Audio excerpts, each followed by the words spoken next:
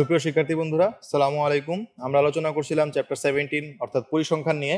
তো পরিসংখ্যানের আজকে লাস্ট ক্লাস লাস্ট লেকচার, কারণ আজকে আমরা মধ্যক এবং প্রচুরক দেখব এবং এর মাধ্যমে আমাদের কেন্দ্রীয় প্রবণতা টপিকটা শেষ হয়ে যাবে। এর আগের দুইটা লেকচারে আমরা দেখেছিলাম প্রথমত দেখেছিলাম আয়তলেখ, বহুভুজ, অজীব রেখা, এগুলো দেখেছিলাম, এবং দ্বিতীয় লেকচারে আমরা দেখেছিলাম সকল ধরনের গড় নির্ণয়ের পদ্ধতি। তো আজকে আমরা মধ্যক এবং প্রচুরক নিয়ে আলোচনা করব। তো আমি তোমাদের সাথে আছি মোহাম্মদ আসাদুজ্জামান শান্ত। চলো আজকে আলোচনা শুরু করা যাক। প্রথমে মধ্যক নিয়ে যদি আলোচনা করতে চাই, তাহলে মধ্যককে আমরা দুইটা ভাবে নির্ণয় করতে পারি। একটা হচ্ছে তোমার অশ্রেণীকৃত উপাত্তের জন্য এবং অন্যটা হচ্ছে শ্রেণীকৃত বা সূত্র পদ্ধতিতে। যদি অশ্রেণীকৃত তথ্য উপাত্ত দেওয়া থাকে, তাহলে সেক্ষেত্রে অশ্রেণীকৃতের জন্য যেটা করব, যে যদি নিবেশনের মোট গঠন সংখ্যা বা গণসংখ্যা যদি n হয়, তবে যদি nটা যদি বিজোড় সংখ্যা হয়, যদি তোমার দেখা যায় যে টোটাল বিজোড় সংখ্যাটা হচ্ছে তোমার টোটাল গঠন সংখ্যাটা যে হচ্ছে n ধরলাম, আজকে ধরলো 41 হলো। সো এই 41 যদি বিজোড় সংখ্যা হয়, তাহলে মধ্যক হবে n+1 ডিভাইড বাই 2 তম পদের মান। আর যদি তোমার n যদি জোড় সংখ্যা হয়, তাহলে মধ্যক হবে n/2 তম পদ প্লাস ও n/2 + 1 তম পদের মানের গড়। এই দুটা পদের মানের গড় হবে মধ্যকের মান, যদি n জোড় সংখ্যা হয়। আর যদি n বিজোড় সংখ্যা হয়, তাহলে জাস্ট কিছুই না, n+1/2 তম পদের মান হবে মধ্যকের মান। সো আমরা যদি এখানে একটু খেয়াল করি যে নিচের 51 জন বা 51 জন শিক্ষার্থীর উচ্চতার গণসংখ্যা নিবেশন সারণী দেওয়া হলো, এক্ষেত্রে মধ্যক নির্ণয় করতে হবে। সো এখানে উচ্চতা দেওয়া আছে 150, 155, 160, 165, 170 and 175। সো প্রতিটার জন্য কিন্তু গণসংখ্যা অনুরূপভাবে দেওয়া আছে, 4 জন, তারপরে 6 জন, 12 জন, 16 জন, 8 জন, 5 জন, এভাবে করে গণসংখ্যা কিন্তু দেওয়া আছে। সো আমরা যেটা করব, মধ্যক নির্ণয়ের জন্য ক্রমযোজিত গণসংখ্যা সারণী এবার আমরা নির্ণয় করব। সো আমরা এখানে ক্রমযোজিত গণসংখ্যা নির্ণয় করলাম। দেখি আমরা, ভালো কথা, একটা জিনিস বলে রাখা দরকার, যে এক্ষেত্রে আমরা দেখতে পাচ্ছি এটা কিন্তু অশ্রেণীকৃত উপাত্তের জন্য আমরা করতেছি। অর্থাৎ আমরা যে আমাদের দুইটা ভাগ দেখেছিলাম একটা অশ্রেণীকৃত উপাত্তের জন্য, সো আমরা কিন্তু এখন অশ্রেণীকৃত উপাত্তের জন্য দেখতেছি। তো শ্রেণীকৃত উপাত্তের জন্য নির্দিষ্ট সূত্র আছে, বাট আমরা এখন দেখতেছি শুধুমাত্র অশ্রেণীকৃত উপাত্তের জন্য। দেখো এখানে কিন্তু কোনো ধরনের শ্রেণীসীমা দেওয়া নেই। সো এক্ষেত্রে আমাদের যে ফার্স্ট কাজটা, সেটা হচ্ছে গিয়ে আমাদের মধ্যক নির্ণয় করার জন্য আমাদেরকে এই গণসংখ্যা থেকে ক্রমযোজিত গণসংখ্যার একটা কলাম বা সারি তৈরি করতে হবে। এখানে আমরা আসলে সারি তৈরি করছি আমরা, কারণ এবার আবার নিয়েছি এই জন্য। সো আমরা এখান থেকে 4, 4, 6, 10 এভাবে করে আমরা প্রতিটার জন্য ক্রমযোজিত গণসংখ্যা বের করে নিলাম। সো এরপরের স্টেপে যেটা কাজ করতে হবে, সেটা এখানে দেখতে পাচ্ছি আমাদের n এর ভ্যালুটা 51। সো n এর ভ্যালু যদি তোমার 51 হয়, তো আমরা জানি n এর ভ্যালুটা যদি 51 যদি বিজোড় সংখ্যা হয়, তাহলে মধ্যকের মান গিয়ে n+1 ডিভাইড বাই 2 তম পদ হয়। সো আমরা যদি n+1 that is 51 + 1 divide by 2 যদি হয়, তাহলে এততম পদ 52 ডিভাইড বাই 2, অর্থাৎ 26 তম পদ। তো 26 তম পদের মান দেখতে পাচ্ছি আমরা এখান থেকে 165। তো 165 নির্ণয় যদি আমরা নির্ণয় মধ্যক আমরা বলতে চাই, তাহলে সেক্ষেত্রে 165টা আসলে কিভাবে পেলাম বা কিভাবে আসলো সেটা একটু আমরা দেখি। আমরা যদি এখানে একটু খেয়াল করি যে 26 তম পদটা আসলে কত, 26 তম পদটা আসলে কোথায় বা কোন জায়গায় আছে, যদি আমরা একটু খেয়াল করতে চাই, তাহলে সেক্ষেত্রে দেখি আমরা 26 তম পদটা আসলে কোথায় থাকবে। 26 তম পদ এখানে 51 এই পর্যন্ত। সো এই 4 এই 4 এর আগের থেকে, অর্থাৎ 1 থেকে 4 পর্যন্ত এখানে আছে। আর এই 10টা বলতে বোঝাচ্ছে 4 এর পর থেকে 10 পর্যন্ত এখানে আছে। আর এই 20টা বোঝাচ্ছে 10 এর পর থেকে 20 পর্যন্ত এখানে আছে। আর এই 38টা বোঝাচ্ছে 38টা বোঝাচ্ছে 22 এর পর থেকে 38 এর আগ পর্যন্ত যে সংখ্যাগুলো বা ডাটাগুলো, সেগুলো এই সারণীতে আছে। আর এই 46টা বোঝাচ্ছে বা এই সারণীতে বোঝাচ্ছে, এই সারণীতে ডাটাগুলো আছে 38 থেকে পরের এবং 46 থেকে আগের গুলো। অনুরূপভাবে এই 51টা বোঝাচ্ছে 46 থেকে পরের গুলো এবং 51 এর আগের গুলো। সো এই জন্য আমরা এই 38 এর ভিতরে আমরা 26 তম পদটাকে কাউন্ট করতেছি, অর্থাৎ 26 তম পদটা এই 38 শ্রেণীতে আছে। তো এই শ্রেণীতে বা এই জায়গাতে তোমার আমাদের উচ্চতা কত, উচ্চতা তোমার 165। সো এই জন্য আমরা বলে দিব আমাদের মধ্যক উচ্চতা বা মধ্যম উচ্চতা 165। সো এই জন্য আমরা বললাম যে নির্ণয় মধ্যক 165 সেন্টিমিটার। তো এখানে এই ব্যাখ্যাটা এখানে দেওয়া হয়েছে যে 23 থেকে 38 তম পদের মান গিয়ে 165, বা 23 থেকে 38 তম পদটা এই বরাবর আছে।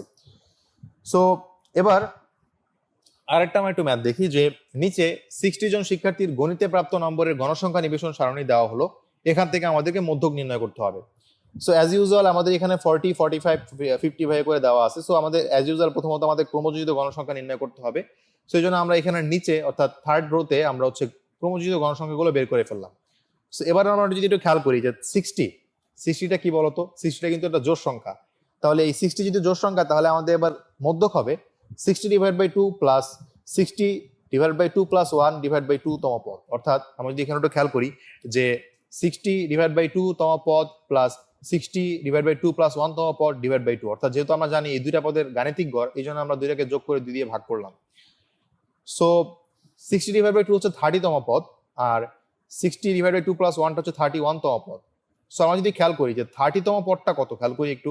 30 তম পদটা হচ্ছে এই স্পেসিফিকলি দেখতে পাচ্ছি 70 এর মধ্যে আছে, আর যেহেতু হচ্ছে আমরা জানি 31টা যেহেতু 30 কে ক্রস করছে, এই জন্য আসলে পরের ধাপে চলে যাবে বা পরের শ্রেণীতে চলে যাবে, এই জন্য আমরা এই বরাবর উচ্চতা নিয়েছি। সো যেহেতু 30 তম পদের জন্য ডিরেক্ট উচ্চতা দেওয়া আছে 70, এবং 31টা যেহেতু তোমার এই 30 লিমিটকে ক্রস করে এদিকে চলে যাচ্ছে, এই জন্য আমরা এখানকার উচ্চতা নিয়েছি 80। সো 70 প্লাস 80, এখানে আসলে একটু ভুল হয়েছে, এখানে আসলে 2 হবে, 3 ভুল হয়ে চলে এসেছে। সো 70 প্লাস 80 ডিভাইড বাই 2 সব মিলিয়ে আমরা পাচ্ছি হচ্ছে 75। সো এই ক্ষেত্রে আমরা বলতে পারি আমাদের হচ্ছে নির্ণয় মধ্যক হচ্ছে 75 সেন্টিমিটার। সো এবার আমরা দেখবো হচ্ছে শ্রেণীকৃত পদ্ধতি বা সূত্রের মাধ্যমে আমরা কিভাবে নির্ণয় করতে পারি মধ্যকের মান, সেগুলো আমরা এখন দেখবো। সো শ্রেণীবিন্যস্ত উপাত্তের মধ্যক নির্ণয়, যে শ্রেণীবিন্যস্ত উপাত্তের সংখ্যা যদি n হয়, তাহলে n বাই 2 তম পদ হচ্ছে মধ্যক, আর n বাই 2 তম পদের মান বা মধ্যক নির্ণয়ে ব্যবহৃত সূত্র হলো l plus n by 2 minus fc into h divide by fm, যেখানে এলটা হলো মধ্যক যে শ্রেণীতে আছে সেই শ্রেণীর নিম্ন সীমা, এলটা হচ্ছে লিস্ট বোঝাচ্ছে। সো মধ্যকটা যে শ্রেণীতে আছে, আমরা মধ্যকটা দেখবো যে কিভাবে মধ্যকটা বের করতে হয় আগে। সো মধ্যকটা যে শ্রেণীতে আছে সেই শ্রেণীর নিম্ন সীমা, তারপরে এনটা হচ্ছে গণসংখ্যা, আর এফসিটা কি, এফসিটা হচ্ছে মধ্যক শ্রেণীর পূর্ববর্তী শ্রেণীর যোজিত গণসংখ্যা বা যোজিত ঘটন সংখ্যা, আর এফএফটা হচ্ছে মধ্যক শ্রেণীর গণসংখ্যা, আর এসটা হচ্ছে শ্রেণীব্যাপ্তি। তো এই জিনিসগুলোকে যদি আমরা একটা নির্বিশেষ সারণীর মাধ্যমে যদি চিন্তা করতে যাই, তাহলে সেক্ষেত্রে একটু খেয়াল করি আমরা। সো এখানে আমরা যেটা এবার করবো, আমরা হচ্ছে এখানে হচ্ছে প্রথমত গণসংখ্যা থেকে আমরা ক্রমজিত গণসংখ্যা বের করে নিলাম, এবং পরবর্তীতে আমরা এখানে দেখতে পাচ্ছি আমাদের বলা ছিল যে এন এর ভ্যালু যেটা হবে সেটার অর্ধেকটা হচ্ছে মধ্যক হবে। সেই জন্য এন ইকুয়াল টু যদি 70 হয়, তাহলে এন বাই 2 মানে 35। সো এবার আমরা দেখবো 35টা কোথায় অবস্থিত। সো 35টা হচ্ছে 31কে ক্রস করে গেছে, সো এই শ্রেণীতে অবস্থিত হবে 35। সো এই শ্রেণীর যে লিস্ট বাউন্ডটা, সেই লিস্ট বাউন্ড হচ্ছে 48।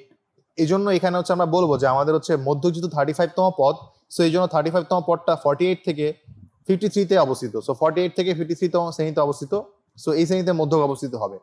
সো আমরা জানি যে শ্রেণীতে মধ্যক অবস্থিত হয় সেটার নিম্ন সীমাটা হচ্ছে এল এর ভ্যালু হয়, এই জন্য এল এর ভ্যালু হিসাবে এখানে 48 নিলাম, প্লাস আমাদের পরবর্তীতে এন বাই 2 এর ভ্যালু হচ্ছে তোমার 35 মাইনাস এফসি। এফসিটা ছিল হচ্ছে যে শ্রেণীতে মধ্যকটা আছে তার আগের শ্রেণীর ক্রমযোজিত গণসংখ্যা। তো আগের শ্রেণীর ক্রমযোজিত গণসংখ্যা 31, এর জন্য এখানে 31 নিয়েছি, ইনটু এইচ মানে হচ্ছে তোমার শ্রেণীসীমা, এখানে শ্রেণীসীমা হচ্ছে 6, আর এফএম মানে হচ্ছে যে শ্রেণীতে মধ্যক আছে সেই শ্রেণীর হচ্ছে মধ্যবিন্দু। সো 48 এবং 53 এর মধ্যবিন্দু হচ্ছে তোমার তোমার হচ্ছে এখানে যদি আমরা একটু খেয়াল করি, আমাদের এফএমটা হচ্ছে মধ্যবিন্দু, সো গণসংখ্যা, মধ্যবিন্দু না গণসংখ্যা। সো এখানে দেখতে পাচ্ছি 25টা হচ্ছে তোমার গণসংখ্যা এফএম এর মান, সো এই জন্য 25 এখানে বসে গেল। সো ফাইনালি যদি এটাকে ক্যালকুলেট করো, তাহলে সেক্ষেত্রে মধ্যকের মান পাচ্ছ 48.96, যেটা হচ্ছে আমাদের নিম্ন মধ্যকের মান। সো আশা করি এই সূত্রের মাধ্যমে মধ্যক মান নির্ণয় বুঝতে পারছো। সো এবার আমরা প্রচুরকে চলে যাচ্ছি। সো প্রচুরকের জন্য তোমার একটা সূত্র আছে, প্রচুরকের জন্য সূত্রটা হচ্ছে এল, এখানে আসলে তোমার হচ্ছে L plus F one divide by F one plus F two into H হবে, এখানে আসলে প্লাস হবে, প্লাস হবে। সো আমরা হচ্ছে এল হচ্ছে কি, এল হচ্ছে যে প্রচুরক শ্রেণীর যে শ্রেণীতে আছে সেই শ্রেণীর জন্য হচ্ছে তোমার হচ্ছে নিম্নমান, অর্থাৎ যেটা হচ্ছে আমরা মধ্যকের ক্ষেত্রে দেখেছি।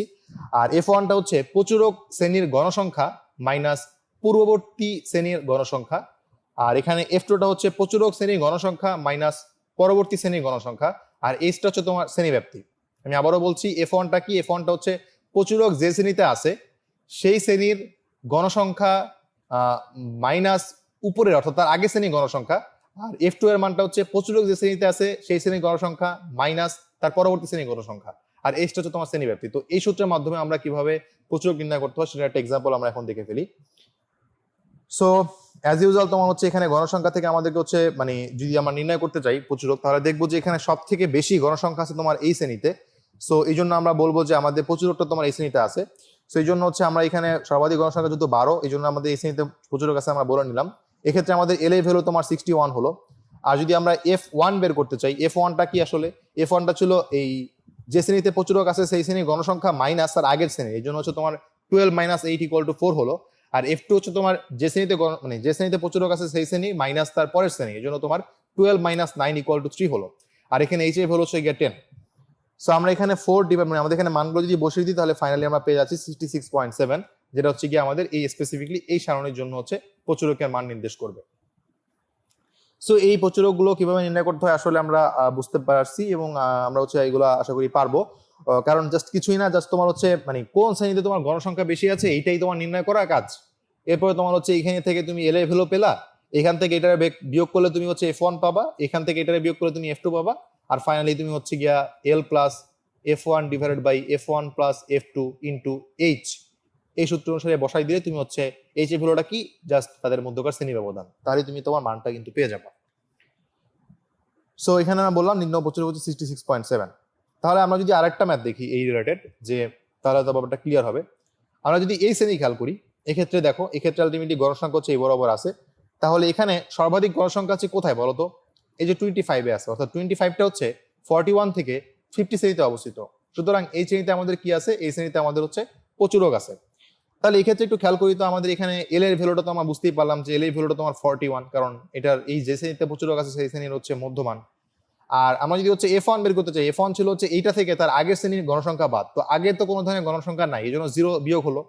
আর পরের শ্রেণীর গণসংখ্যা বিয়োগ করলে তোমার 25 - 20, দ্যাট ইজ 25 - 20 সমান 5 হয়ে যাবে। সো এখানে তোমার হচ্ছে আসলে 5 হলো। সো আমরা হচ্ছে এখানে ফাইনালি যেটা পাচ্ছি যে 41 প্লাস 25 ডিভাইড বাই 25 প্লাস 5, আর এখানে তোমার শ্রেণী ব্যবধান হচ্ছে 10। সো ফাইনালি আমরা পেয়ে যাচ্ছি 49.33। সো এটা ছিল হচ্ছে আমাদের ম্যাথ। সো আশা করি আমরা এটা বুঝতে পারছি। সো সোফার আমাদের হচ্ছে পরিসংখ্যান এতটুকুই থাকবে আমাদের। আর তোমাদের প্রতি সাধারণত আমরা যে প্রতি অধ্যায় শেষে কিছু এক্সারসাইজ টু বি ডানের ম্যাথ দিই, এটা এই চ্যাপ্টারে দিচ্ছি না, কারণ তোমাদের এই এক্সারসাইজ টু বি ডানের যে ম্যাথটা সেগুলো হচ্ছে গিয়ে তোমাদের যে বইয়ের যে অনুশীলনী আছে সেই অনুশীলনীতে সর্বোচ্চ তোমার 3 থেকে 4টা ম্যাথ আছে। সো এই ম্যাথগুলো তোমরা হচ্ছে প্র্যাকটিস করবা এবং হচ্ছে গিয়ে আশা করি তোমাদের এই যে থিওরিগুলো আমি পড়ালাম বা ম্যাথগুলো প্র্যাকটিস করালাম এগুলোর ভিতর থেকে সেই ম্যাথগুলো তোমরা আশা করি পারবা। সো ইনশাআল্লাহ পরবর্তী ভিডিওতে তোমাদের সাথে আবারও দেখা হবে। সেই ভিডিও দেখার আমন্ত্রণ জানিয়ে আমি এখানে বিদায় নিচ্ছি। ধন্যবাদ সবাইকে।